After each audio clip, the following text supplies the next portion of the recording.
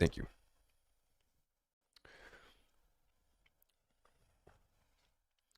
All right, folks. Hey, we're back at it. Thank you for joining me. Okay.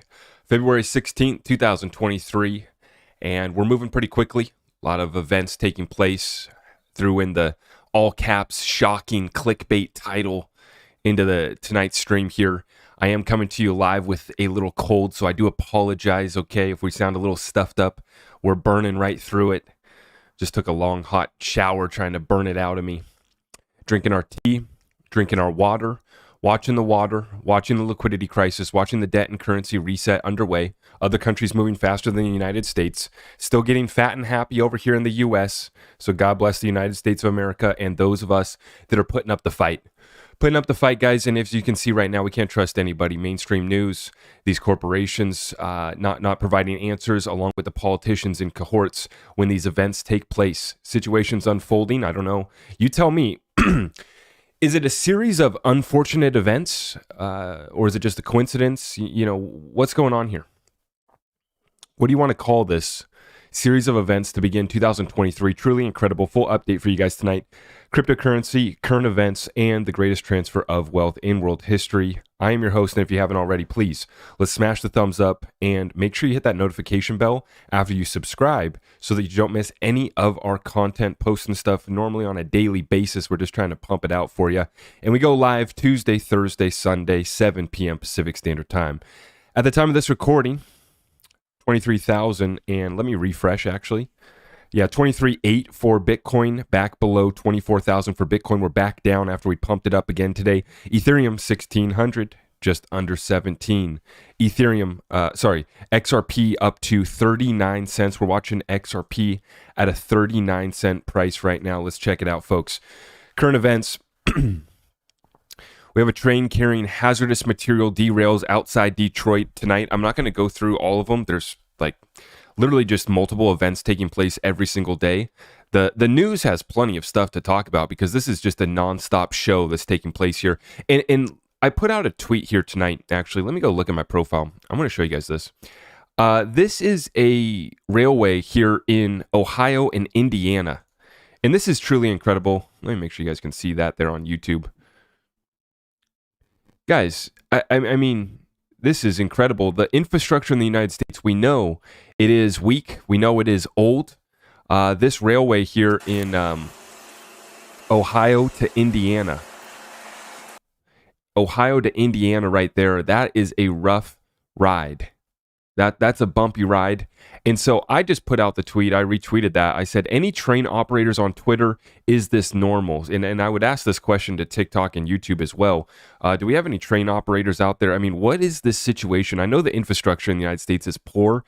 The inner cities of America are getting in a tough situation, to put it nicely.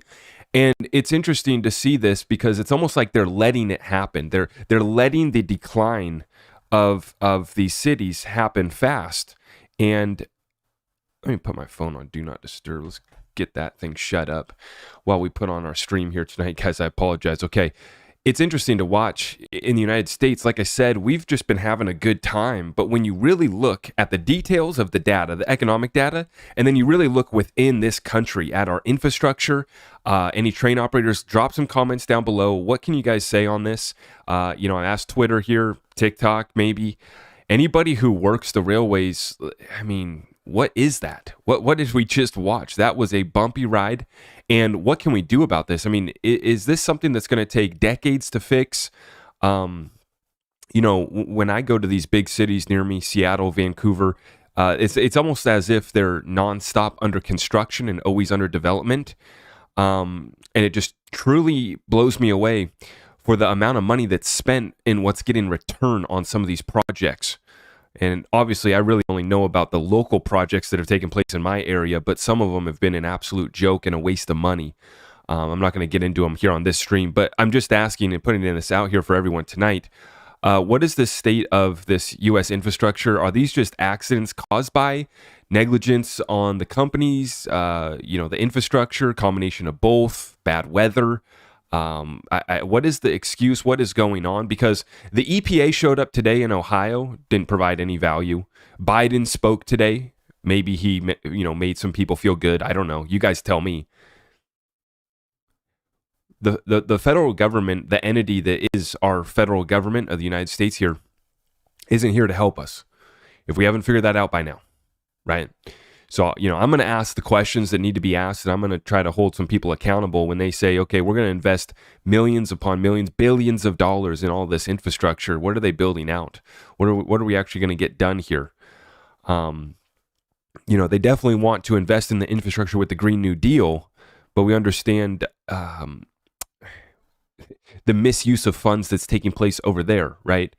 And so, yeah, I'm all for rebuilding America, but let's get the government out of the way. For the most part, I think that the problem here is we have gone too far. And so these three-letter agencies like the EPA that are going to show up are just as bad as the SEC. And with everything that unfolds, every event, they use to their benefit. They never let a crisis go to waste. This is the motto that they live by. Order out of chaos. Order out of chaos.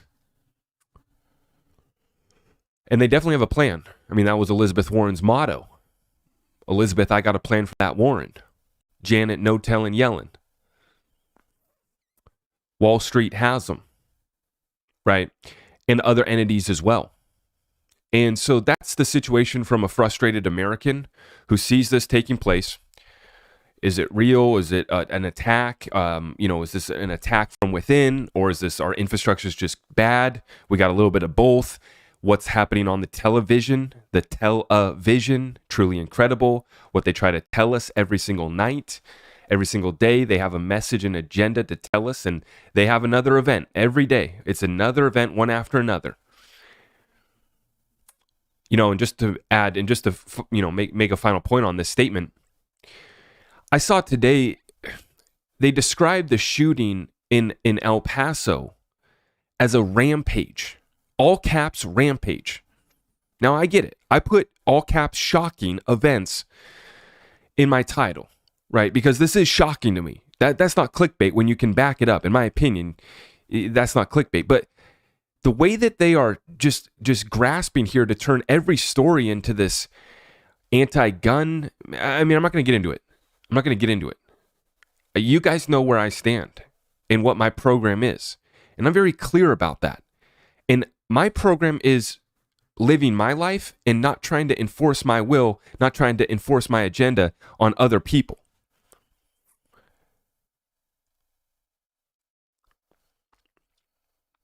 See, and that's where we're at right now in the United States with Gary, good guy Gary, Joe, and others. We have a shell organization that's left. See, Trump kind of handcuffed a lot of the regulators, and he did a lot of things to restructure this. As soon as they flipped this thing back to Joe running the show, they tried to undo a lot of it. And we look at what Gary's doing. We look at who the EPA shows up and tells us it's all safe and you're good to go. And you guys are seeing the images that are coming. And this is not a laughing matter, actually. And this is the funny part, guys. Markets are up. This is the funny part, is how they trick everyone. They give the masses a little pump. They give the crypto bros a little pump. They give the Bitcoin boys a good time. Back up to 25K, set off the rocket emojis and the O-face captions and thumbnails and clickbait. And let's send it. And I see Alex Cobb put out what was the title of his video? You have to believe in this pump. And I love it because he's just kind of cheerleading XRP. And so that's all love and respect to Alex Cobb. But it just cracks me up. We got to believe in this. I don't want to pump right now. I mean, if we get a clarity in the SEC lawsuit, if we start to go for XRP or these utility cryptocurrencies, that's going to be the moment that we've all been waiting for. But I'm not expecting that right now. I mean, the fundamentals have not changed. The manipulation has been ramped back up. And I'm going to show you guys that in tonight's live stream. But we have serious situations. My clickbait of choice tonight, shocking events unfolding. Maybe a series of unfortunate events, just a coincidence, or maybe there's a little bit more. You guys let me know in the comments down below. and the crypto market is pumping. This is how they distract us. This is how they manipulate us. And we're going to get into the markets here at the end of this show, the charts. I'll show you guys my trade setup and where we're at with that. We are back in profit, by the way. That happened rather quickly. But anyways, let's continue on with the update before I ramble here all night. I appreciate you guys for joining me. I got the sickness, so we might be rambling tonight. Not exactly 100%, but we're going to keep it live. As always, Johnny Midnight sharing this one. Recession Confessions. I don't know if this is true. This is just a tweet here. I am the executive of a hazmat suit manufacturer. I got direct orders by someone with the feds to increase production by 10x and run our plants nonstop. Get ready, folks. It's going to get bad. Go home, hug your wife, and tell her you love her. I can't confirm that, but guys, this was a true statement. This was a true statement. This was stated yesterday by Senator Kennedy. Lock your doors tonight. And this was after he was leaving the congressional briefing on the objects, balloons that have been shot down recently, was asked what he took away from the briefing, for which he stated, lock your doors tonight. What is going on in the United States, folks? Check this out. This has been going on for a long time. At least 2017. And last week we were told 2019. That's what I took away from it today. Thanks, guys. Appreciate it. Lock your doors tonight. Thank you. This has been going on for. Final words. Lock your doors tonight, folks. Wow. I don't know. I don't know, right? Coming from the classified briefing on what took place, what's up with the objects, what's up with the balloons. Joe showed up, made his statement, and the show goes on, guys. It's just truly incredible. They really got us looking every which way. Let's go right through it, guys. Rapid fire. We have Russia is preparing a special meeting of the UN Security Council over Nord Stream explosions, folks. There's a lot that's about to be revealed. I like to say all truth will be revealed, but it's happening fast. Breaking. Russian parliament to hold, quote, extraordinary meeting on February 22nd, days after Russian ships armed with tactical nuclear weapons deployed in the Baltic Sea for the first time in 30 years. They are making moves over there in Russia. We see Ukraine. They want to fund more. Mitch McConnell said the most important thing that we can do right now is defeat Russia in Ukraine. Okay. Thanks, Mitch. Just in, this is from the Kobesi letter. PPI data from January was revised higher, showing inflation at 6.5% instead of 6.2%.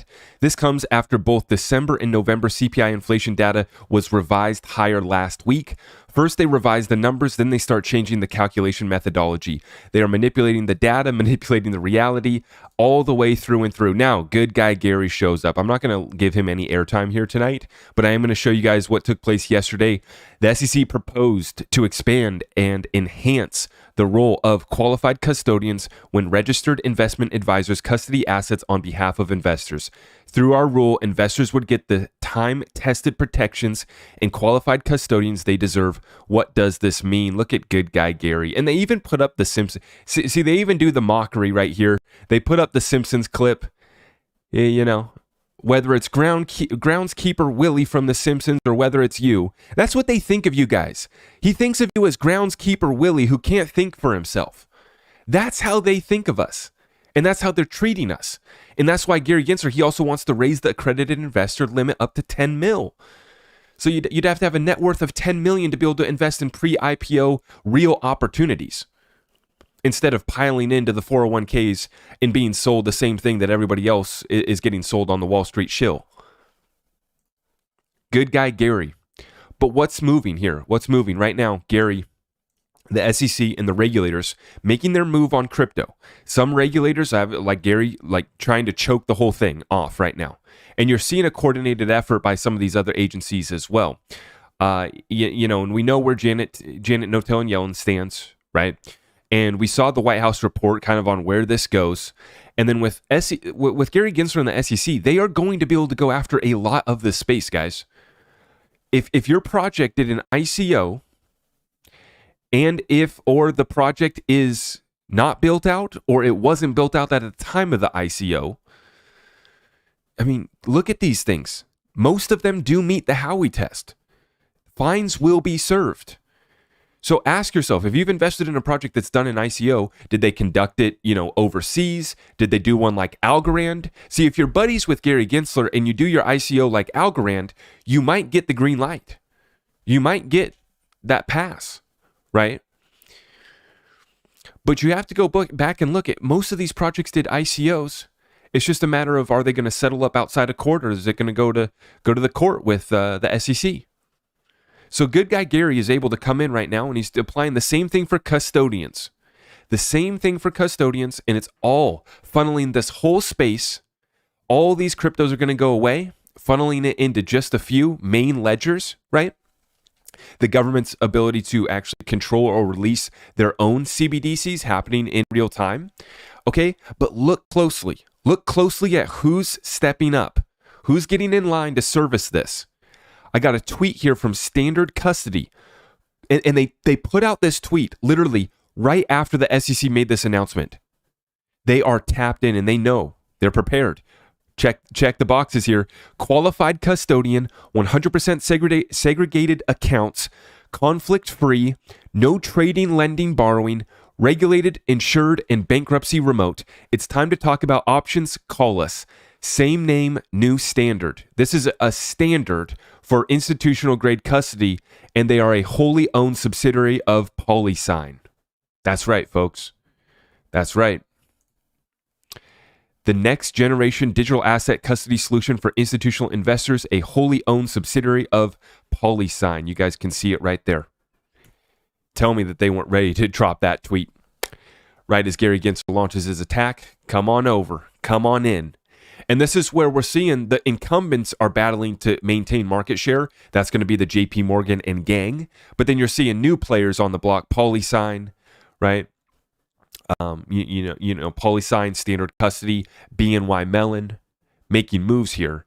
And they're trying to maintain what share they had. And then you have new folks stepping up on the block as well, same time. Okay. Now let's check the FUD. Let's check the FUD, because you guys know me. I'm going to bring up the real issues. I'm going to bring up the real concerns, and I'm not going to BS. I'm not going to sugarcoat it. And I'm going to be real with you guys. Okay. But let's check the FUD real quick on USDC. Is USDC going anywhere? Spoiler alert, I don't think they are. I think that they've been prepared and working with the bankers and the regulators from the very beginning. They're not trying to step on any toes. They're now putting out weekly audits. And then we have the following data points here from Jason Janowitz. Lots of FUD about USDC right now. Keep in mind, BNY Mellon is their custodian. BlackRock manages their reserves. Visa settles transactions in USDC. 100% backed by cash and treasuries. Audited by Deloitte. Annual audits filed with SEC. I think the FUD is overblown. And they're putting out weekly reports now on their reserves, like I said. So I think that USDC is going to have the green light, And this is the thing, is that, don't be scared, right? If you're still in this space, do not have concern if you've invested in real assets and you've done your research on who is actually going to be building and having real value settle on their ledger, and who's positioned to take significant market share in this new financial system. BNY Mellon, I got a whole deep dive coming on BNY Mellon, guys. This is going to be very, very interesting. And how much XRP, the heir of BNY Mellon, accumulated before he died, quote unquote died, before he McAfee'd himself, or I don't know. Untimely death. But this guy was the heir of the BNY Mellon, and he accumulated a huge amount of XRP, put it in a bunch of cold storage that was scattered throughout the country before his untimely death. But I have a whole deep dive on BNY Mellon, and I do believe that USDC is going to get that green light when it is all said and done. Now, as far as the manipulation, the smoke and mirrors, as my good friend Bare Naked Crypto calls it, yesterday we see this, folks. I know you can't read that. This is a tweet here from Unusual Whales. This is when the FTX judge ruled and basically released the two guys from Stanford that bailed out Sam Bankman-Fried. So at the very time that Sam Bankman-Fried gets bailed out, we start a massive, massive pump yesterday. And that's the one that took us up to 25K. Okay. And this is Waves. He's showing us Waves protocol right here as well. But what's happening, guys, right now is the crypto manipulators, these whales, they're making big moves behind the scenes here. Check this one out. Check this one out, guys. 270,000 USDC transferred from Justin Sun to Binance. How about that? So they're literally covering their loans, covering their margin, paying back their leverage. They're covering their asses. 270 million USDC transferred from Justin Sun to Binance. And this is all being tracked. And then we have this one from Dirty Bubble Media. Another whale alert. We have 49 million Tron minted at Binance. All sorts of games underway. Today, here's the data, no bias BS. This is from Inspo Crypto on Twitter. The recent pump was driven with stablecoin BTC futures, the aggregated CVD showing 2 billion. If we add the BTC margined CVD2, we see 2.34 billion in futures, while only 190 million in spot aggregated CVD. While the price goes up, funds ETF. And this right here, folks, pretty clear to see. We can track it all on chain now. Now we can watch it with these derivatives, right? The order books. And you can see the manipulation clear as day. So we pumped up to 25K. Now we're back down below 24K. I'm going to show you guys the sticks at the end of this session after we get into the buildup, the hype. Excuse me while I blow my nose real quick here. Let's take a look. I'll show you guys the chart. I'll give you a quick glimpse at the charts while I blow my nose here.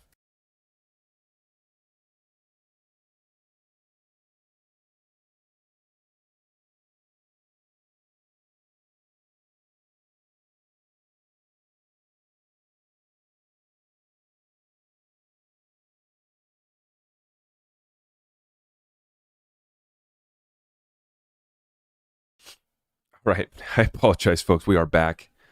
We are back. Gave you a quick glimpse at the sticks. We'll be checking that at the end, okay? We'll be checking that at the end. Right back to it. Okay. Guys, this is what we're waiting for. So we have the ISO 222 migration for Swift is taking place in March. They're already talking about it. Check this one out. This is a tweet here from Swift. Exciting era for cross-border payments as ISO 222 standard is globally introduced in March of 2023. BNY Mellon. Oh, there's that name again. BNY Mellon's Isabel Schmidt shares benefits for banks and customers with Swift's Stephen Lindsay at Sibos. And so you're seeing it now, Swift putting out a lot of these tweets actually, and they're talking about this date. Don't be expecting the pump. I'm going to tell you guys right now, I wouldn't be expecting the pump to be taking place on this date, okay? There's still a lot to be cleaned out in this space, but as we start to see this rollover, I think that we are building up here for the utility run that we've been waiting for. Now check this out. Swift has verbally confirmed the implementation of ISO 222 in a few short weeks. Let me play this clip for you guys. You have to support all of them, and you need to support all of them in a rich and robust way. Christine talked about what happens when something goes wrong. It's always easy to talk about the happy path, but you also have to be able to be ready for worst case scenarios. And I think the industry has done a lot for that. In 2023, I think the biggest thing that we'll see, and it's hard to say here 6 weeks away from the ISO general go live and not talk about ISO being a major kind of watershed event in the global industry. You'll have Europe, you'll have all of the cross-border space kind of mass adopting. Obviously, Links phase 2 here in Canada is a significant milestone, and it's the start of a journey, right? So, it's a 3-year coexistence period for the Swift community that will continue to learn and grow on. Beyond that, driving adoption of tools, payment pre-validation, Swift Go, and making them more widely available to reduce those frictions and to streamline payments. I like what Christine said earlier, not every payment has to be instant. You have to be prepared to support instant.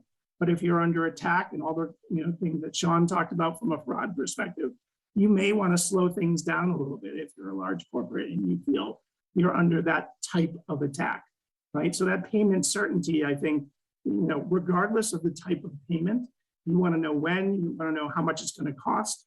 And there are other characteristics that will be important to you, making sure that you're connected to be able to pay anyone, right? It's not a technology challenge, it's a regulatory and compliance challenge. And I think that's regardless of the type of payment. And the last thing I'll say is here in 2023, it's definitely already been a journey. Over the last several years, the industry has really raised the bar on security, on payment tracking, and now richer data as we move forward. So looking forward to great things in the community 2023 and beyond. Yeah, so he describes it as a watershed moment. So I mean, I would be pleasantly surprised if they did send it. Maybe they would send it before March, right? I don't have my hopes up. I just need to see a lot. Maybe the crypto space can get cleaned up and we can get regulations over the next month. A settlement in the SEC lawsuit, that would be a big watershed moment for XRP and Ripple, absolutely. But once again, he describes it as a watershed moment. And you just think of that visualization, right? You think about that liquidity. It's opening up and it's just going to keep on coming from here, right? So he calls it, he basically describes the 3-year process, right? Calls it a watershed moment. And he says it's not the tech. The tech isn't the problem. It's the regulatory challenge, okay? And we're starting to see the SEC wants to make their push. That's fine. That's fine. We've invested in assets and utility projects that have done things the right way. We're not worried about that. We're not worried about the SEC's case against our cryptos, right? And we've invested accordingly for that watershed moment of utility coming into DLT, coming into this tech. As he said, this tech ain't the problem. It's the regulatory challenge, okay?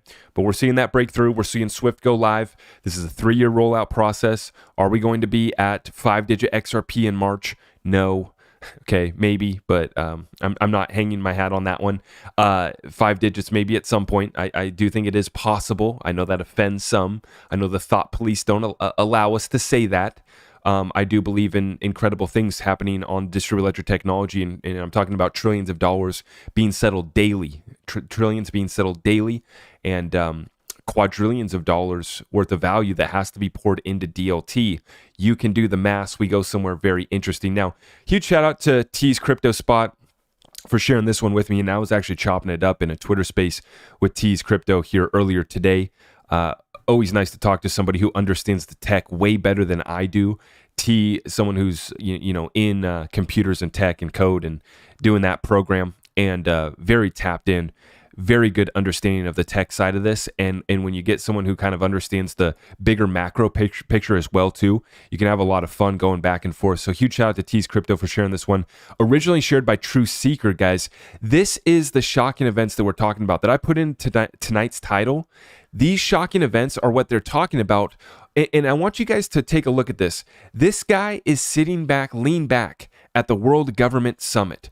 So all of these guys are sitting in their chairs, nice and comfy, lean back as they just talk about the events that are going to be coming to usher in this new system, right? And this guy's going to talk about how these are already underway.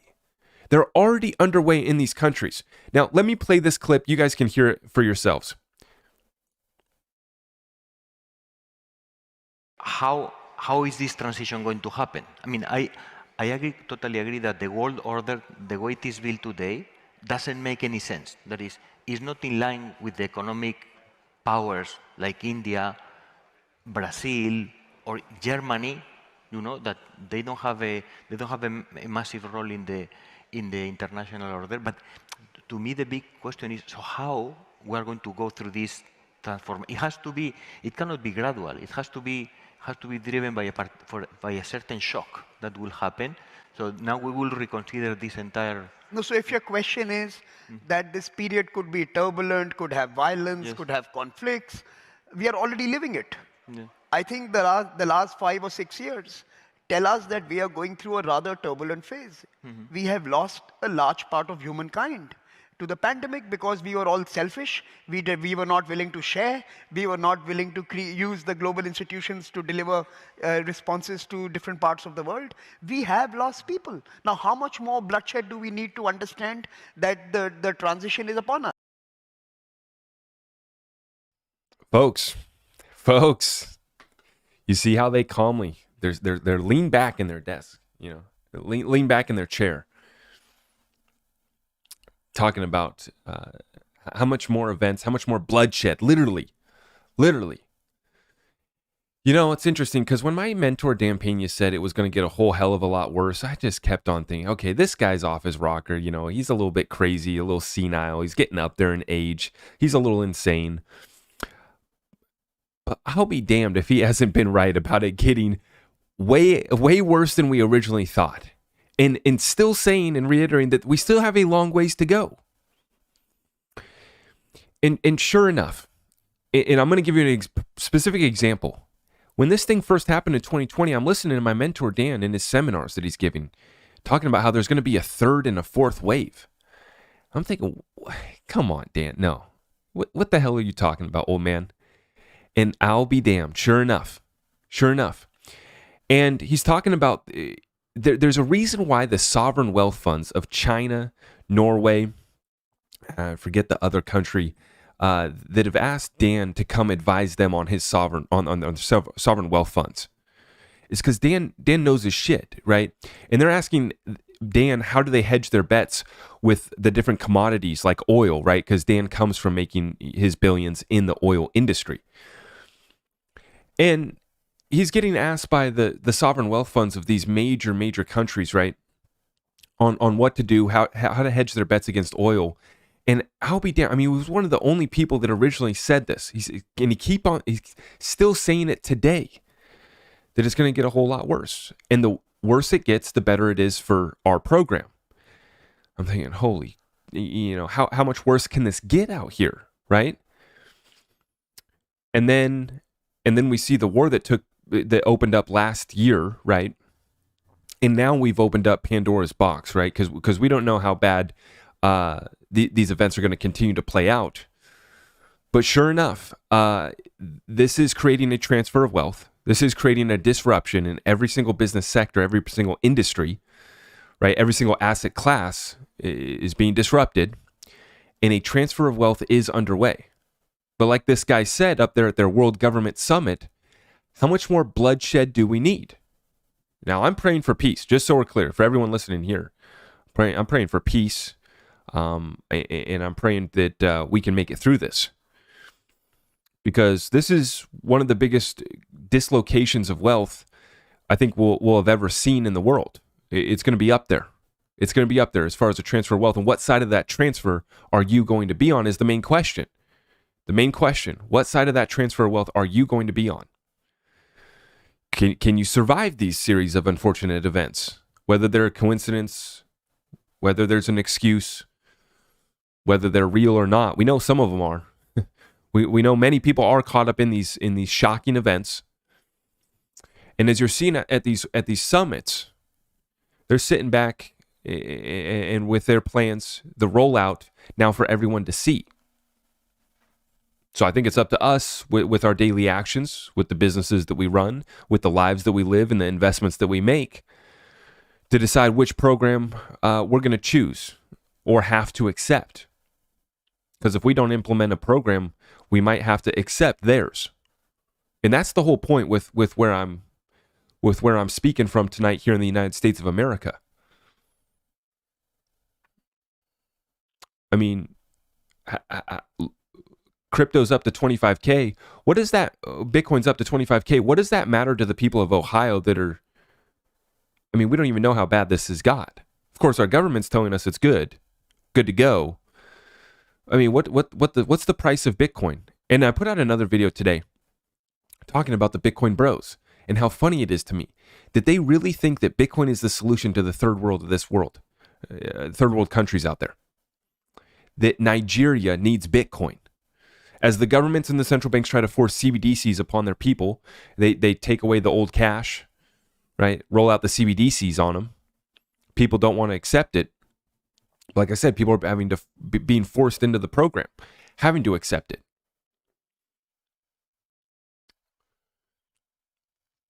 Wow, that was crazy. I looked at my time. I was at 33 minutes, 44 seconds, and we had 444 viewers. I don't know what that means on the numbers, but you guys let me know. All I can say is, guys, we are having a prepping call this February 25th. We're going to be having another prepping call in our Discord group. And this is why we have a full range of value in the Discord group of prepping all the way to being a degenerate trader. And I'll show you my trade at the end of this session. I'll show you what we're doing there. All the way to NFTs, airdrops, XRP Ledger tokens, all the way to just how to buy and store the cryptocurrency, because God willing, we'll be able to make it through to the other side to see this fourth industrial revolution roll out, and we'll be able to benefit from it so that we have the choice whether or not we want to roll in to the CBDC enslavement. You know, part of me doesn't even really necessarily care about the gain so much on silver, just on the ability to operate freely. is all I want. Same thing with XRP. I would hope that I can just continue to use these decentralized technologies freely. We have DeFi coming to the XRP ledger. That's going to be absolutely massive. And so I just, continue to hope and pray and fight. And I want to speak out on those that try to resist, try to resist us from allowing this technology to enable humanity to operate on a more level playing field, to move value more efficiently. Versus the opposite, versus the enemy's plan of more control, more forced will upon us.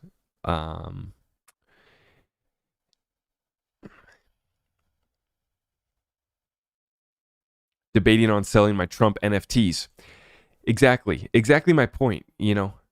We're talking about crypto over here, and it's like almost silly when a large, what is it, 10%? The stats are shocking.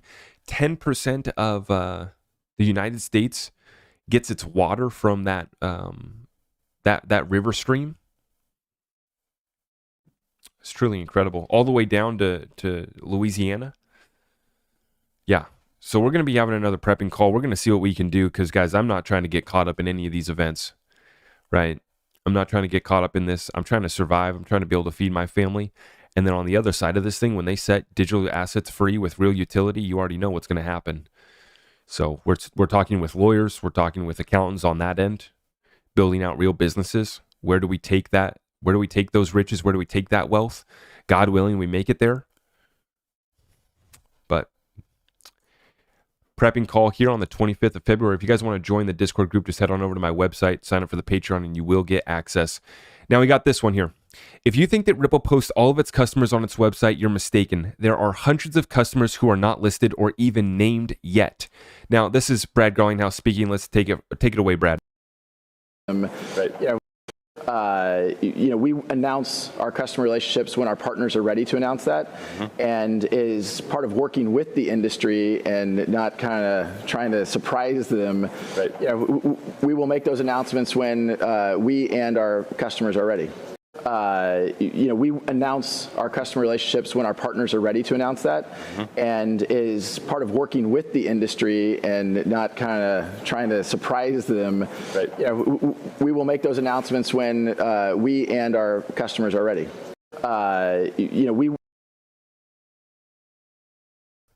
I had to play that twice for the kids out there that are all butthurt and, what are you talking about? No banks are holding XRP. Listen to Brad explain what is taking place, guys. When you bring in the big boys and girls, you can't just expose them completely, right? So there's all sorts of NDAs. And I want to make one point. Because, getting in these Twitter spaces and seeing the FUD out there is some people kind of in the thought police, we call them the thought police, that want to tell us what we can or cannot say. But in regards to XRP, they say that we can't call it a reserve currency, right? They say that it can't go to 1,000, it can't go to 10,000, okay. But then they also say that no banks are using XRP. And then they say all these other things so matter of fact that it's almost as bad as the people that say XRP's for sure going to 50K, right? I think it's just as damaging and just as unproductive to say, no, that's not possible. Just because your closed mind reality of how this system's going to work tells you it's not possible. Or even worse, you're a market cap bro and tell me the XRP can't go to $7 based off market cap. Right? There's all these people in the thought police that want to say it can't be a reserve currency, it can't be 10K, no banks are holding it, and they're complaining about XRP being at a 38-cent price when we have no idea the amount of deals that have happened on the back end. And they say all these things as a matter of fact. No, that's not possible. Now, I'm seeing it with the gold back conversation that just is being brought back alive. This is something that circulates throughout the XRP community for the last couple of years. I've seen it circulated for years. XRP itself cannot be backed by gold unless the supply was taken back or taken over by someone. It would have to be taken back by Ripple, taken over by someone, and they would have to take over the validators so that they could come on an 80% consensus on backing XRP 1-to-1 and then setting the price at 1 ounce of gold. But there is no reason for that to happen when XRP's value is meant to be much bigger than that of gold's. Now, on the contrary, you can tokenize gold and put it on the XRP ledger. There are already projects that make claims that their crypto is backed by NFTs that are backed by gold, that are backed by Trust Me Bro. There are already tokenized gold already is on the XRP ledger. Okay? Now you're on a Trust Me Bro basis with those projects, but that is a reality. And that is going to happen further. You are going to see more tokenized gold, more tokenized silver, more tokenized every single commodity you can think of on the XRP ledger.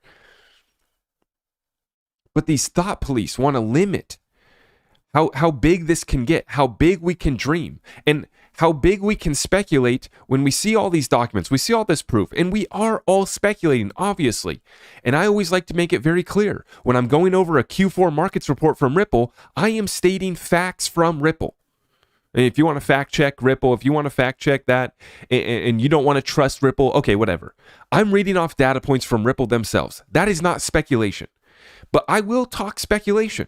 I will have fun. I will talk about how XRP could reach a $100 price, a $1,000 price, a compared to what? Compared to a dollar that's dying price. What is the conversation that we're having? A currency, debt, and liquidity crisis. How do we reset it? What is the real value in this new financial system? What's it going to be settling on? So yeah, I agree, and many people that understand XRP and how it works, to back XRP 1-to-1 with an ounce of gold, you would have to restructure and reset and take over the whole supply of XRP essentially, right? I mean, Ripple, this is there's no limits to what can be tokenized on the XRP ledger. So there's all these people that get all riled up in the thought police about losing their minds about XRP going to 40K or going to 50K and being backed by gold. We're moving to a new world. We're moving to a resetting of the US dollar and every other fiat currency. The restructuring of every debt held by every sovereign country and held by every corporation and company and held by every person on this planet. We're going to a restructuring of how we move quadrillions of derivatives. Okay? But these people want to be the thought police. It can't be a reserve currency. Well, Ripple themselves said it's a reserve currency. And I thought that being politically correct, we were allowed to identify as whatever we want. And so I'm here to tell you that my XRP identifies as a reserve currency. If we're going to be thought police, we're going to be politically correct. It's the same mentality these guys got. So limiting in their beliefs, so negative in their energy and their vibe. And, I've listened to them, and you can't even engage with some of these people. They come in so emotionally triggered. Yes, dudes are clickbaiting with gold-backed XRP. Yes, dudes are making claims. Just because one person says something stupid in the XRP community doesn't mean we got to get all emotionally triggered. Doesn't mean we got to, stray away from the fact that gold can be tokenized on the XRP ledger. It already is. And we're going to see more gold tokenized. We're going to see silver tokenized. Real estate transactions are going to happen. Metaverse, gaming. Penguins are being traded on the XRP ledger right now. And I agree. There's a whole lot of shit that's being built on the XRP ledger, put on the XRP ledger. Trust me, bro, we got your gold. Trust me, bro, we got something. Pictures. Promises of utility. Promises of something. Yeah, I would agree. Right?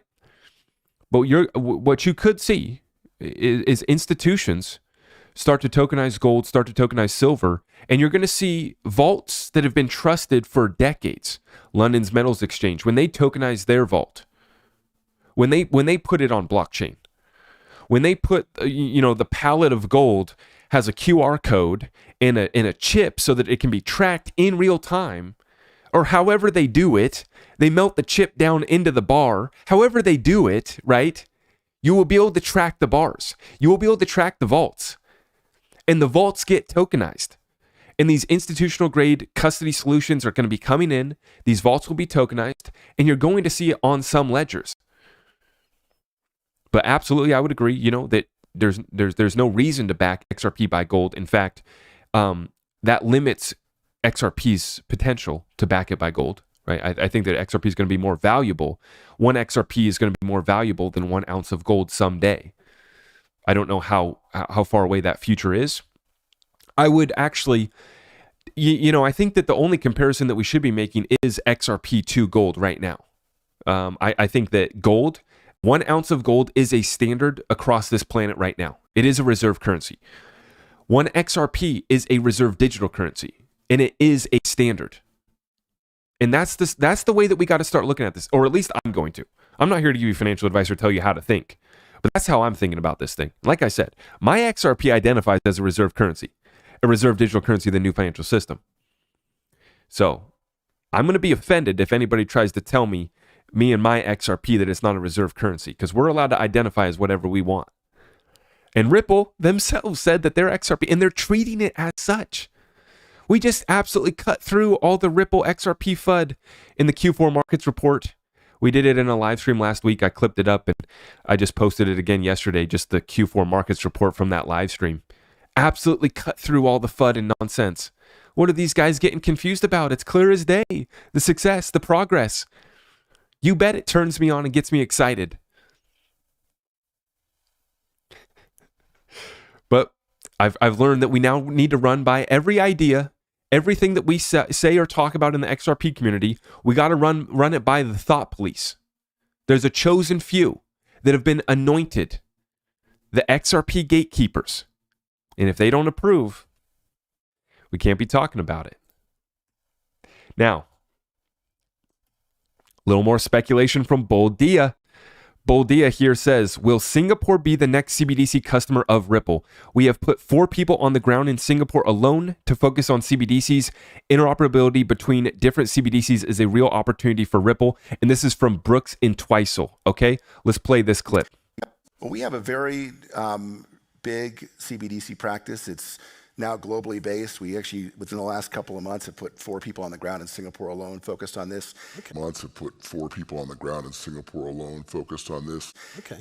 It's an important effort. It's an important suite of products. I think I really, related to this point exactly, is I think as an industry, we got to be careful about chasing every single new shiny thing. It tends to dilute business models. It tends to take people off course. And we determined that in addition to our payments business, CBDCs are a very important piece of what we're going to do. However, we have found real traction with smaller governments, smaller central banks that need a holistic solution, a side chain, someone to come in from scratch. Can you say the names for any? Or? I can give you a couple examples. Cool. Since we're in St. Moritz, I'll give you a mountain example. Our first MOU is with the Kingdom of Bhutan, who has a very forward-looking king, technology advanced, and basically decided he wanted a better way of moving kind of value around the country, whether or not it was payments or other issues they needed to do, and also to set up a system so they could eventually have remittances back into the country as well. We're working with Palau. We're in dialogue and working with a number of central banks around the world. At the China level and at the US level, there's a lot of people chasing that and a lot of people that have their own sovereign interest in mind. And so you got to be realistic about your impact there. But CBDCs will be an important topic for the entire industry going forward. And the interoperability between them, we think, has a real opportunity for many of us around the table. Folks, this is what's so important, is Ripple can have the central bank of China come over. They can have the Fed come over, right? And they can make them get deals done. They can allow them to interoperate between each other's CBDCs. This is where you make everyone happy, right? When you just tell them, hey, we have a neutral bridge currency here. We have a pile of them, 50 billion or so. And we can cut you a deal for some, right? Or if you don't want to use it, if you're not comfortable with that, right? Just tap in with our ODO, right? You don't have to own it. Just tap in. We can lend it to you. We can lease it, right? We got opportunities for you. Oh, you want to access all of cryptos? This is why we have a Liquidity Hub product. So, we're not even going to force you to use XRP. You want to tap into other cryptos too? Or you want to have a multi-chain system on the back end moving value on multiple chains seamlessly? Let's get tapped in. What can we do for you? Here's the contract. Sign here. Oh, you'd like to make an allocation? You'd like 5 billion XRP? Okay, sign here. For this price, these terms. Who else in the space has that going down? Where they're getting central banks from both sides of the war at the table. Right? Who else is achieving this? Nobody else is achieving this. Jed McCaleb might be meeting in some backdoor rooms. We don't know. It's hard to track Jed McCaleb, right? But who else is doing this? We got Quant. We got a few others that are sitting down at that global table, right? H-bars showed up to WEF. You know, some guys are making some appearances. But who's actually working with the project and building on the ledger? This is what sets XRP and Ripple apart from the whole rest of the space. Even in my opinion, from Quant, H-bar, and Algo, I mean, you name these other utilities that do get me interested. When they walk by, I take a look. But with XRP, we can see the CBDCs being built on them. We have confirmation that they've met with the central bank of over 50 central banks they've sat down with.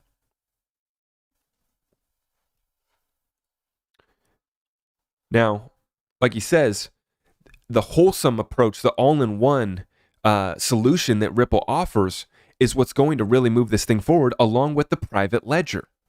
This is servicing these banks, servicing these financial institutions better than anybody else can.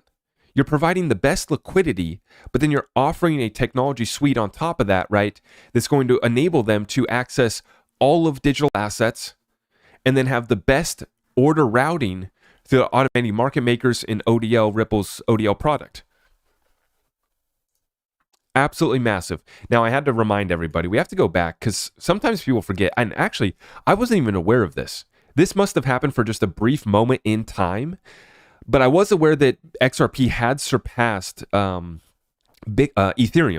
Okay, but I wasn't aware that one day back in the previous bull run, I guess, XRP did surpass Bitcoin. Of course, it was labeled Ripple at that time, mislabeled Ripple, should not have been labeled Ripple, right? But this is where the confusion comes in. And it looks like it was when it was at the price of $2.38, Bitcoin was at 12,764. The market cap of XRP surpassed Bitcoin.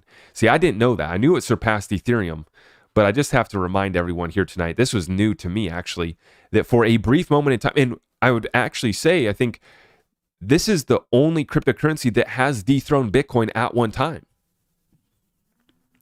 So, if history is going to repeat or rhyme or future proves past, I think that we're going to see XRP eventually one day surpass Bitcoin. Absolutely. Now, quick update on the precious metals. Got to get them. Gold Telegraph, the second largest gold producer, Barrick Gold, had its output fall to a 22-year low. This is happening as we see a decline in significant gold discoveries in recent years, and gold demand was at an 11-year high in 2022. Gold M&A is coming back with a bang in 2023. Who's making moves? Well, that would of course be China. China's gold imports to 2022 hit the largest level since 2018, and this is what's being reported. Remember that all data out of that country is just what we got on the Trust Me Bro basis with them. China is the world's top gold producer and still imports large amounts. The People's Bank of China has reported 3 straight months of gold buying. BRICS is now working on a new reserve currency, connecting the dots. And let's connect those dots further. Chinese digital yuan, RippleNet, right? Neck and neck with reserve digital currency race right here. We have about 20 billion of settlement on Chinese digital yuan. We have about 30 billion on RippleNet. And a lot of that is now happening on XRP now.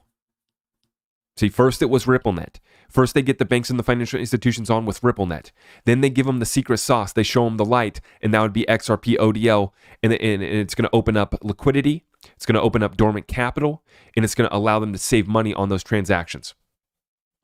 Now, and then also, it allows them to acquire XRP to use for internal treasury flows to just hold as a reserve on their balance. But then if they want to basically put any other business solutions that you can think of on a ledger, the only way that they can get the guarantee their prices on that would be to acquire some, to hold XRP on their balance sheet. If they have a plan to integrate NFTs, if they have a plan to integrate real estate, if they have a plan to tokenize their vault, tokenize gold, tokenize metal, tokenize oil, commodities, you name it. The best thing for any institution, for any business to do would be to hold the asset themselves, right? Now, what we're seeing is very interesting to see. We can put 2 and 2 together. Chinese digital yuan, RippleNet far surpassing Chinese digital yuan for now, but we have a race. This is a digital currency race between the digital yuan and XRP. Now we combine that with the data points that we have central banks like China for three months here in a row, highest demand since 2018. Well, actually, the total sum of central bank buying goes back 55 years.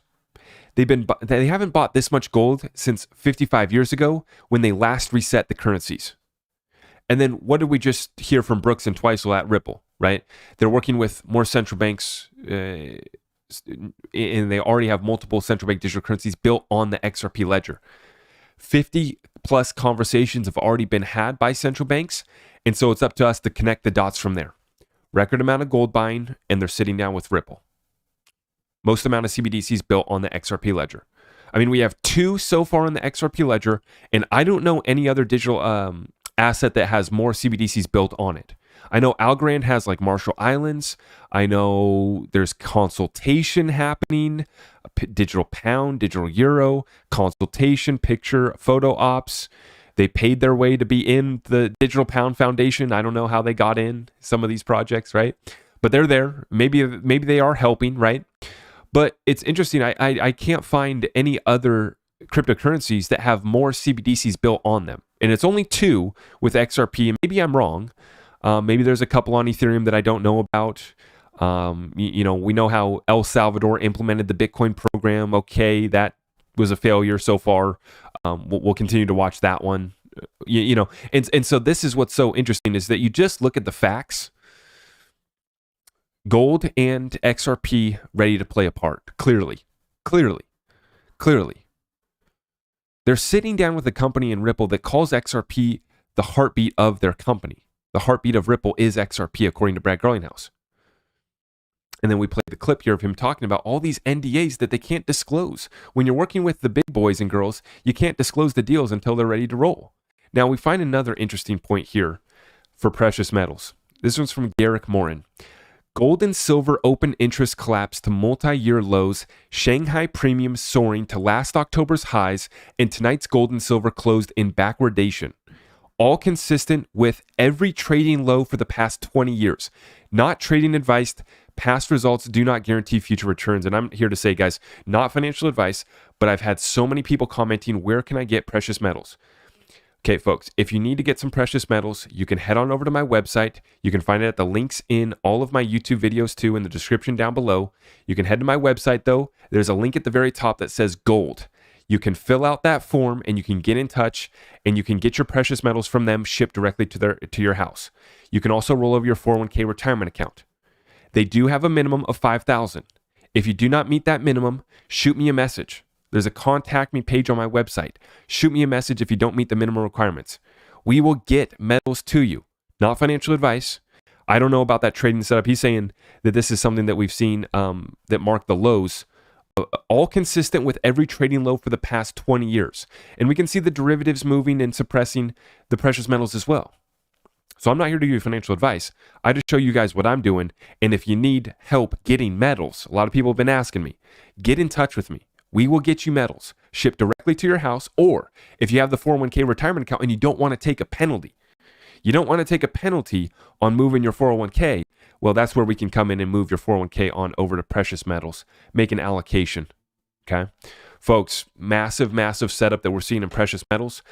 And while the world goes through the shocking events, the Bitcoin boys get to celebrate a little pump to 25K. They get to give you some O-face videos, a little bit of excitement, a little bit of clickbait. Let's celebrate, let's turn up, and let's check out these charts. I'll show you guys the setup and where I'm at with this thing right now. Let's take a look here, folks. We're looking at Bitcoin on the 15-minute chart here.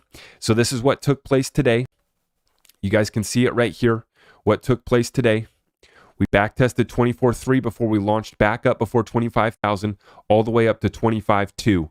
25,200 was where we topped out here today on Bitcoin, and then we proceeded to fall back down. Now, I was actually live on TikTok earlier, and I was down on my trade.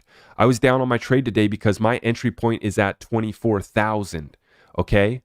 So my entry point is at 24,000 right about here. And you can see I am back down into profit. Earlier, though, it was so funny. I was streaming on TikTok, and I had all of the TikTok guys in there. Oh, this guy's about to get wrecked, this and that. Oh, blah, blah, blah. Boy, that didn't last long. Back into profit on our Bitcoin short here once again. I'm watching it closely. Not financial advice. I don't got any trading courses to sell you. I don't do any of that. I just do doofus more on TA. I take a look at this thing, and as I've been showing you guys, 25K major resistance, and we're coming up right on time. We're going to have to zoom out so I can show you guys this. Let's zoom out to the 4-hour chart. Let's zoom back. Let's look at our levels. Where are we at? 5 days. 5 days before that new moon comes in, February 20th. We get that bullish energy. We get that manipulation that took place yesterday. I covered it at the beginning of this episode. Back on up to 25.2. Okay. The Bitcoin boys get excited. And I calmly am sitting in my Bitcoin short ready to absolutely snipe these guys. And that's what we did. Back down below 24K. Okay. And now we're sitting in profit right now and we're watching this thing closely. Okay. Now you can see. We'll go zoom out even further to the daily chart here for you guys. Let's look at our levels. Let's look at our timelines. Windows of opportunity. It's very simple what we're watching here. Windows of opportunity in support and resistance. I call this doofus more on TA. Okay. Now let me draw a picture for you guys. Can we draw a picture right here? Yeah, let's draw a picture right here. I'm going to draw the picture down here because this would be my target, and that's going to be your moon. That's going to be the new moon energy. New moon brings that bullish energy. 5 days before, 5 days after is the window of opportunity. Sure enough, we go up to 25.2, coming in right here to this new moon. We're already back below. And if they send this thing back up, I'll just add to my position. I probably got in a little bit early, but here we are back below, back in profit. But once again, I'm doing a swing trade program here that's very simple.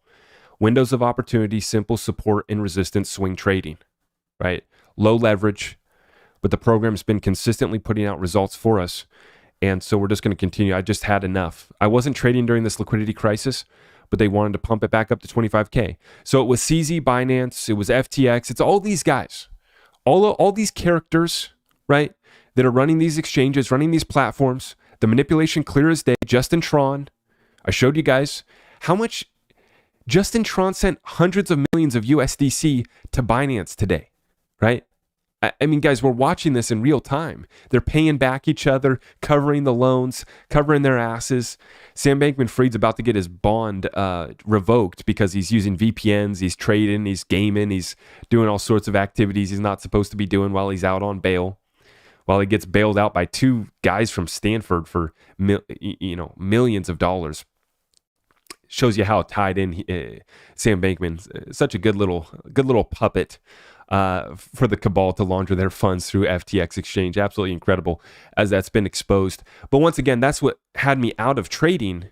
I had enough. They pumped it back up to 25K, all this manipulation. All this manipulation just confirms, and nothing has changed on the fundamental level. So it just confirms why we're pumping, and then the fundamentals get played out. The fundamentals get played out. The only way that we get wrecked, truly get wrecked, would be a Fed pivot, a 100% Fed pivot and liquidity injection. That's the only way. You know, we can go up a little bit further based off of this manipulation, right? If they're just going to continue for the next few, if they're able to manipulate like this for another couple months, then yeah, I mean, they could send it up to 30K. But I put out this chart here today and I just said no reason to get excited. Absolutely no reason to get excited. And let me zoom out and I'll show you guys what I'm talking about. Here on the daily chart. Let me zoom out. Let me get rid of the moon phase. Let me put the moons away.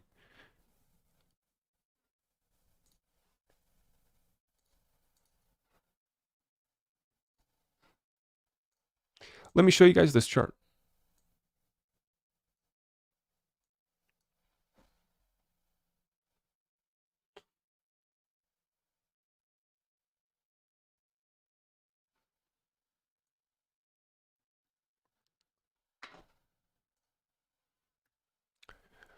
we're right back to where we initially had pumped back up here to 25K back in August. Okay. So if we zoom out, you can see, I mean, guys, zoom way out and look at this thing.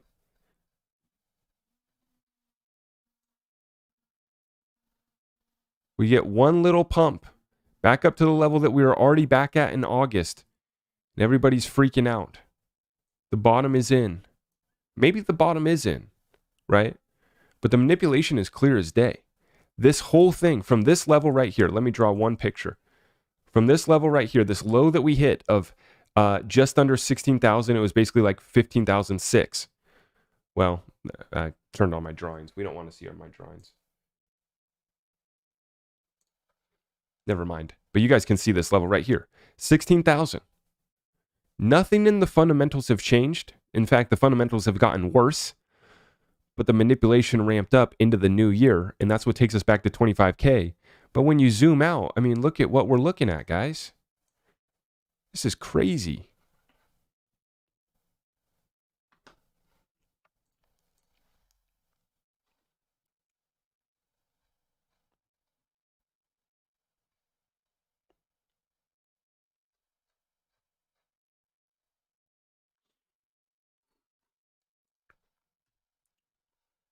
Now, appreciate you guys for tuning in with me, okay?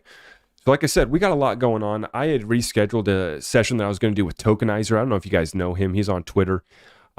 Very good in the utility research space, and a lot of respect for the research that he's put together. I rescheduled my session with him today because I wanted to be 100% for that session, that interview. And, I still decided to come on my live stream here tonight. I just got a little snivels, a little cold that's passing through. And so I rescheduled that session for next week, but we got a lot underway. So we're going to do that session next week. We're going to get Andy Scheckman back on. We have a few others in the works, along with that prepping call that we're going to have on the 25th of February. And I want to remind everybody, we just had our most recent real estate webinar within the Discord group as well at the beginning of this month. Okay. We're going to have another important weekly call coming up this Saturday. And every Saturday, I do my weekly call with my Discord group. So if you're trying to get tapped into our community, just head on over to my website, zachrector.com, sign up for the Patreon, okay? And then that's going to get you access to the Discord group, and we'll help you. If you're new to Discord, I know many people in my audience, my range goes all the way up, and we love to get the retirees, the elderly in the group. God bless them. And it's a lot of fun being able to help people that are new to this technology, not understanding how to, work their wallets, how to buy crypto, how to store it. And like I said, for those that are more advanced, we're having conversations and webinars on how to build generational wealth with or without digital assets. I mean, digital assets is absolutely part of it, and it's the biggest opportunity in my mind, right? But this is a full encompassing strategy here where we're understanding real estate, precious metals, business, prepping is what we're going to be having in this next call, right? Along with our digital assets. So it's an absolute pleasure, and getting tapped in with people that are coming with big bags, coming with those real estate portfolios, coming with bigger bags of assets, digital assets than me, right? And they're coming in and they're trying to maneuver this thing. And it's incredible the amount of value that's been shared over there over the last 2 years that we've been running this Discord group. We're coming up on the 2-year anniversary, I believe in May or June of this year. I think we're going to be coming up on the 2-year anniversary of the Discord group. So it's been an absolute pleasure building the family over there. And I also want to throw this out. Maybe you guys have seen or heard of the XRP conference that's taking place on May 5th and 6th in Las Vegas. Let's take a little look over there. Maybe clear up the calendar and maybe make an appearance. May 5th and 6th in Vegas, we're going to have some sort of XRP conference hosted by Digital Perspectives. So huge shout out to Digital Perspectives for throwing down this conference. And we're going to be talking. I got to talk to him more on the details of this deal, but very, very excited for this one. One of the first conferences that I'm going to be going to this year. And so I will be checking you guys down there, okay? But a lot of big stuff in the works. The timeline moving along here rather quickly. And, regardless on this TA, have we bottomed out, the candles, the manipulation, we've been able to sleep peacefully at night because we already stacked our bags and we've already been building our businesses and we're already moving and doing it every single day, living a life with purpose, right? And so I really want everyone to remember that you don't have to listen to the negativity. You don't have to listen to the FUD. You don't have to be confused, right? Get tapped in here with us and we will lead you through to the promised land, or we will die trying. You know, I can't guarantee that we're going to make it because we are in a real war, a real battle, a battle for our souls underway. In a distorted reality that they're feeding us on a daily basis that we're trying to cut through. I can't guarantee that we survive, but God willing, we make it. And it's going to be a beautiful thing, and we're building a beautiful community, and I'm going to see about holding a special deal for my community down there in Vegas as well. So get tapped in here, guys. It's on over at my website, zachrichter.com. Without further ado, though, if you guys haven't already, please smash that thumbs up for me if you're still with me here tonight. Hour-long session. As always, we run it up for a little bit longer than most. Joshua Woolley, 10 spot. Appreciate you, brother. Is it wise more to store silver at home in a safe or leave it in storage in the facility where you purchased it from? Joshua Woolley, it depends to me on how much you have to store, right? If you got M's in the bank account, you probably don't want to store millions of dollars worth of silver within your own vaults. I mean, I don't know what capabilities you have. I don't know what army you have to protect your assets, but definitely it's going to matter on how much you have to store. I don't know what that number is for you. I don't know what your capabilities are, but you know, personally for myself, I don't even want to disclose details actually, but I would just say this. I have a lot of precious metals around me, if you know what I mean. A lot of silver. I don't have any gold, but I see the reason why I'm late to precious metals, guys, is because I was stacking ammo in that 2A. That 2A asset class was a big allocation for me until I started investing in silver last year. But I'm still just myself, right? And so, you know, we're going to be at the compound. You know, we're going to be untouchable, God willing, and you know, we always take our safety into you know, it's a serious concern for us. But as far as how much silver to store, you know, I'm not trying to hold M's in the safe here. I'm going to keep my M's in the bank account. You know what I'm saying? Same thing with cash, same thing with metals. You know, I don't know how big of a standing army you got though at your defense, Josh, but that's a great question, you know. And this is why for me, I wanted to get tapped in with somebody that was a reputable source and that could help people roll over their 401k retirement account, because I know that people that have their 401k, they're up to relying on these you know, these vaults, these custodians. So you want someone that's been around for a while, that's trusted, that has a reputation. And this is another thing in the precious metals, guys, which if you need precious metals, get in touch with me, because it's all about a reputable source. Reputable source. I don't care too much on the premium. I'm trying to, absolutely trying to get the best prices, 100%. I don't want to overpay, but I also want to get a reputable source, and especially if I'm going to have to rely on somebody else to store my silver. Great question, though, Josh. Great stuff. And it's funny because so people are just late to the party. They're just confused. I see comments on my video today. Try selling me gold when shit hits the fan or something along that lines. And it's like, well, I'm not going to, but I have baby wipes. I have diapers. I have other options. I have other commodities and resources and skills. I got skills to pay the bills or skills to feed my family or whatever I need to do. It's not just gold or silver. I mean, it's not just XRP. Like I said, the strategy is full encompassing of all assets.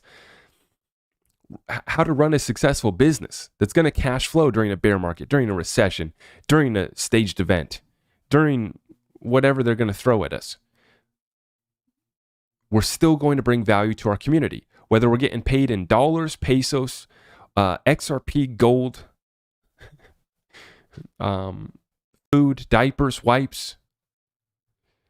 Let's get tapped in. These guys are late, and that's fine. That's fine. I understand that guys are just late to my program and what I've been speaking on for 2 years now, but just come get tapped in. Come on in. Chocolate and coffee, alcohol.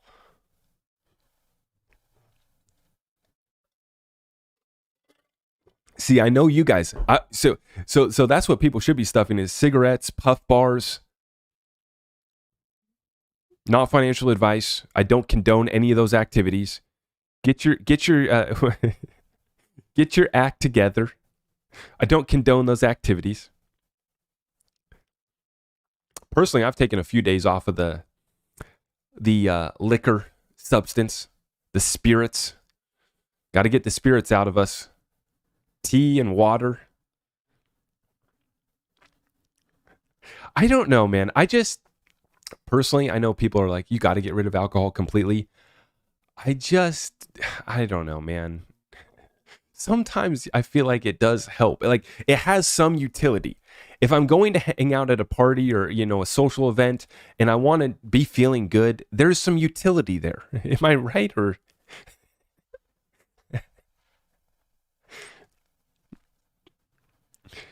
but 100% it's poison. I get it. I get it. I get it. It's 100% it's poison. But there's a little bit of utility there. Some of you guys need it just to talk to a girl because you guys are such introverts and so shy. And some of you guys need it just to make, to each their own. That's all I'm going to say.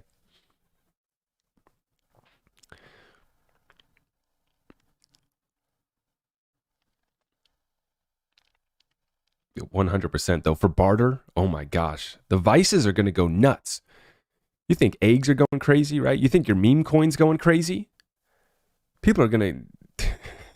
People would do all sorts of things at that moment.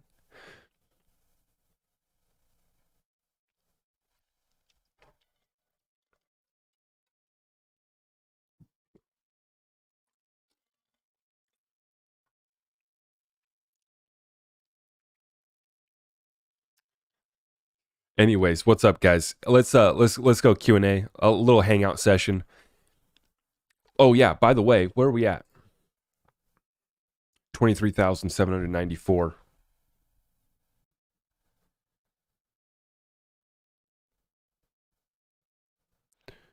Okay,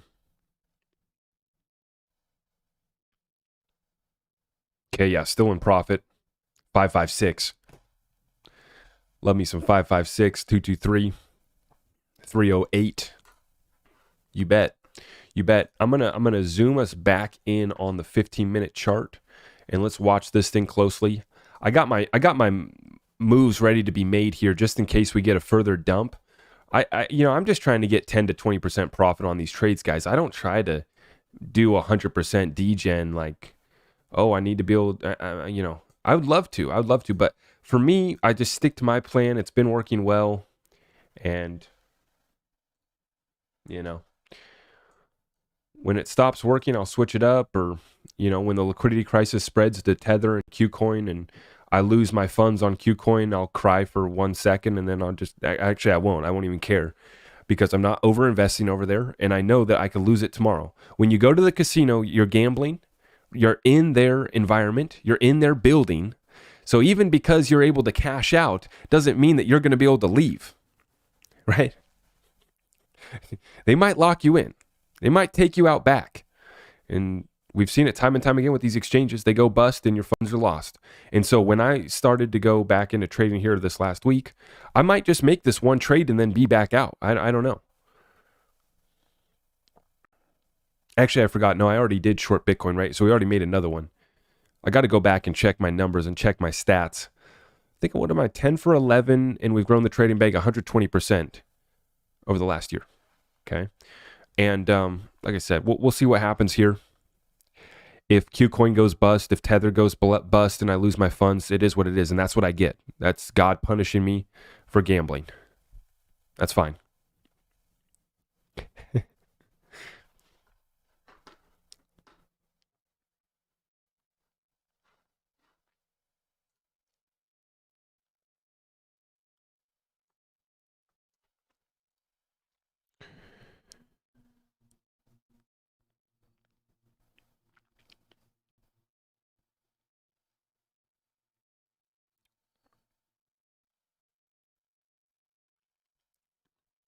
How many exchanges do I invest on? mostly two. I have other options, but Uphold and KuCoin are the two exchanges that I mostly use.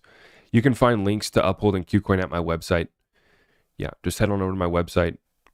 Got your crypto exchanges, got your wallets, got your precious metals.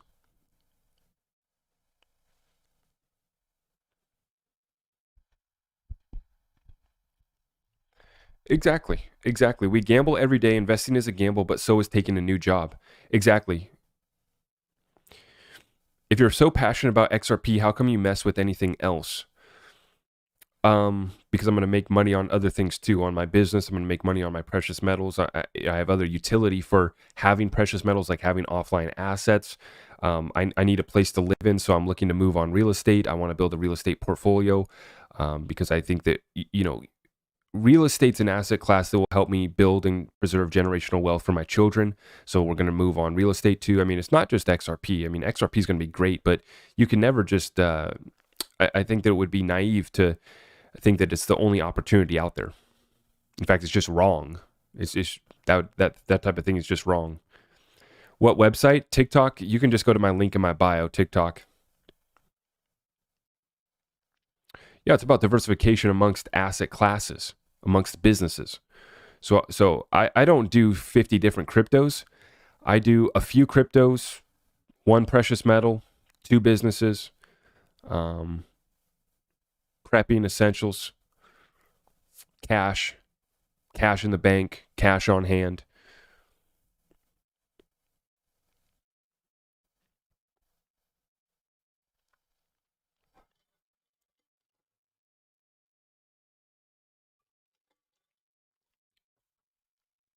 What's my business? Okay, so I have a property service business that I've ran for 8 years. It does lawn care and landscaping services. And then I have a media company here that you're watching me on tonight. This is my media company. It is me, yours truly, and an incredible team that I've actually built behind me. Actually, it is not just me. The reason that we've been able to have such an impact is because we have such an incredible team behind me. And then we have a bunch of people within the Discord community too that have been so gracious, so helpful. Shout out to the mods as well. We have a whole army behind me, lifting me up, supporting me, and there's some real ones within the group here that are supporting me behind the scenes, and I really do appreciate all of you guys.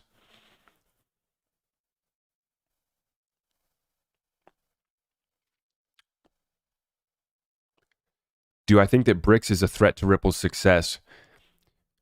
I think that they can take market share away from XRP, but for me, I mean, XRP is just once again going to be that bridge between the BRICS currency, the individual CBDCs that they make, whatever they do in the BRICS, it's just going to be tapped in. And many within the BRICS are already partners with Ripple. Their banks have been partnering with Ripple. There's corridors already fired up in BRICS nations. And so that's important to remember, right?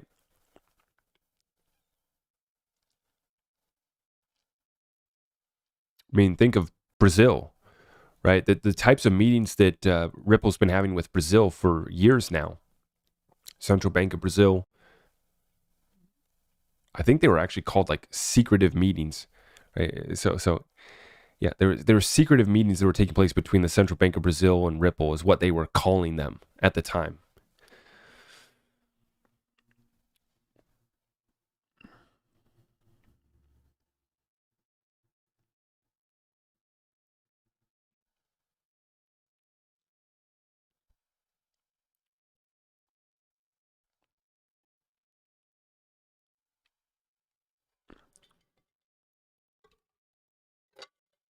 What's going to be interesting to see is how much XRP has been accumulated by BRICS nations and BRICS banks, BRICS member banks. And we have to remember that BRICS is BRICS plus a whole bunch more countries as well. Just because some of these countries haven't signed an official deal with the BRICS nations doesn't mean that they're not part of it or doing trade deals with it or accepting digital yuan, accepting rubles, paying in gold, doing trade deals outside of the dollar, outside of the SWIFT system, and they're now going to be militarily aligned with the BRICS as well. Do I think that the U.S. has enough gold reserves? I hope that we have the gold. That's all I say. You know, I trust Rosie. I'm very hopeful.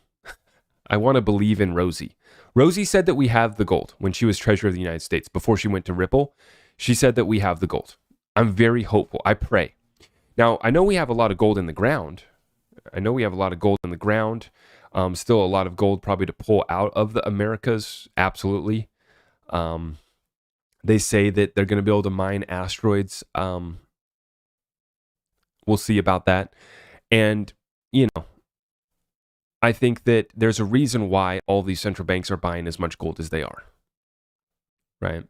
I think that there's been a gold supply shock hitting the markets, and we're seeing that. We saw specifically in silver, there was a 200 million ounce shortage deficit. I'm not sure if there was a deficit in gold, but I just covered an article tonight. It was this one right here. The second largest gold producer, Barrick Gold, had its output fall to a 22-year low. This is happening as we are seeing a decline in significant gold discoveries in recent years, and gold demand was at an 11-year high in 2022. So right here, its output is falling to a 22-year low. This is the second largest gold producer.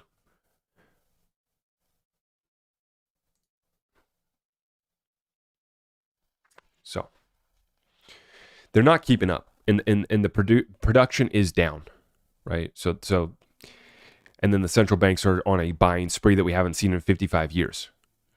And then the derivatives is clear as day to see as well, the suppression of the gold price through derivatives trading, paper trading, which I kind of want to get some gold just to have some.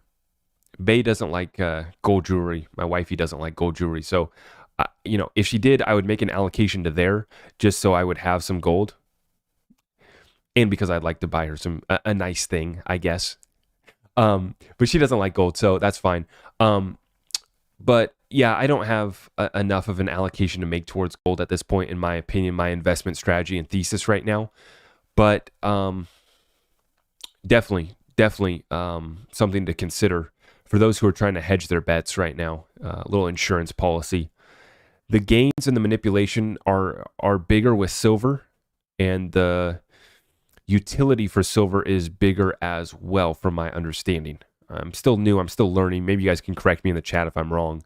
I know there's plenty of industrial uses for gold, but with solar and the other things that they're doing with the batteries too with silver, I think that you're going to see, I think that there is more utility with silver. More things can be done. And I think that the value of that utility is actually higher than gold. But gold once again, is just meant to be a reserve. You know, and so that's the thing, is that it's done its job. Many people are confused about that. Many people are confused because gold hasn't gone to a new all-time high. It hasn't had gains. We're all coming from crypto world. We're expecting 400%, 5,000% meme coins, green candles, fun, emojis, right? So that's why it doesn't turn us on with gold, but they're missing the point of holding gold. And the kids that are trading memes don't have billions and billions of dollars that they need to put somewhere. So that's why people put money into gold. For me, a young guy who's getting started with precious metals, getting started with building generational wealth, I'm just stacking silver right now. That's what I'm doing. And so I have some 10-ounce bars. I keep 1 ounce buffalo heads. I'd like to get some other stuff too, but I'm just getting started. Like I said, I'm late to precious metals.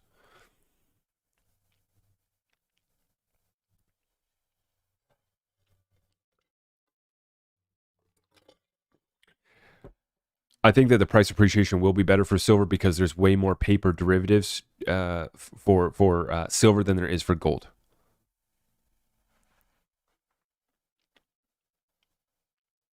There's massive plays in the other metals as well. Yeah, platinum as well.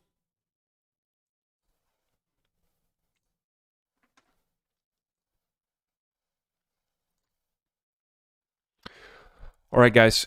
Any further questions, just get in touch with me at my website. Okay, it's all over there, zachrector.com. I appreciate everyone for tuning in tonight. On the way out, can you do me a favor? Let's smash that thumbs up. Make sure you hit that notification bell. And if you haven't already, let's subscribe on up here, where we're going to bring you guys the updates, current events, cryptocurrency, and the greatest transfer of wealth in world history. It's always a pleasure. Thank you for tuning in, and I will see you guys tomorrow. God bless you all. Thank you.